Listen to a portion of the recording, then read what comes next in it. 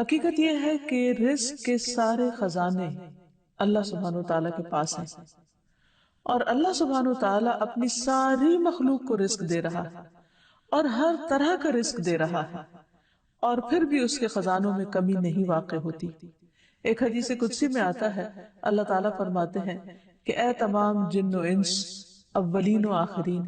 اگر تم سب کے سب ایک چٹیل میدان میں، کھلے میدان میں اکٹھے ہو جاؤ اور پھر سب اپنی حاجات مجھ سے مانگو، اپنی ضروریات مجھ سے طلب کرو،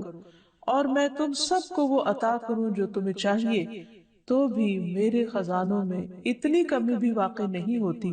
جتنی سوئی کو سمندر میں ڈالنے سے واقع ہوتی ہے۔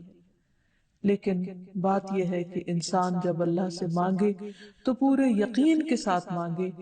امید رکھ کے مانگے، اور کسی بھی قسم کی مایوسی کا شکار نہ ہو، کیونکہ دعا ان تمام چیزوں میں فائدہ دیتی ہے جو نازل ہو چکی ہیں، اور ان میں بھی فائدہ دیتی ہے جو نازل نہیں ہوئی، یعنی وہ تمام مشکلات جو انسان پہ پڑ چکی ہیں یا آئندہ آنے والی ہیں، ان دونوں کے سلسلے میں دعا کرنا انسان کو فائدہ دیتا ہے۔ لیکن یہ یاد رہے کہ دعا کی قبولیت کے لیے انسان اپنی طرف سے بھرپور کوشش کرے،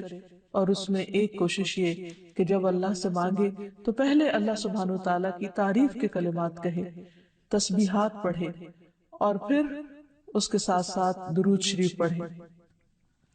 جہاں تک رزق کا تعلق ہے تو اس سلسلے میں یہ یاد رہے کہ رزق کا تنگ کرنا اور کشادہ کرنا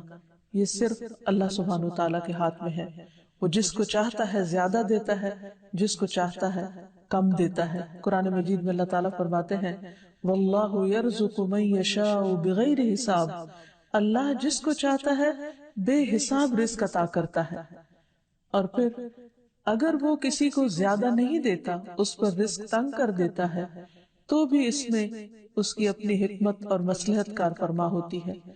بعض لوگوں کو رزق کی زیادتی نقصان دیتی ہے، اور بعض لوگوں کو رزق کی کمی فتنے اور مشکل میں ڈال دیتی ہے کہ ان کے ایمان جانے کا خطرہ ہوتا ہے۔ اسی طرح بعض کو رزق کی کشادگی اللہ کی یاد سے غافل کر دیتی ہے، یعنی انسان مختلف مزاج کے ہوتے ہیں، تو اللہ تعالیٰ چونکہ بندوں پر مہربان ہے، وہ جانتا ہے کہ کس بندے کے ساتھ اسے کیسا معاملہ کرنا ہے، کسے زیادہ دینا ہے اور کسے کم دینا ہے۔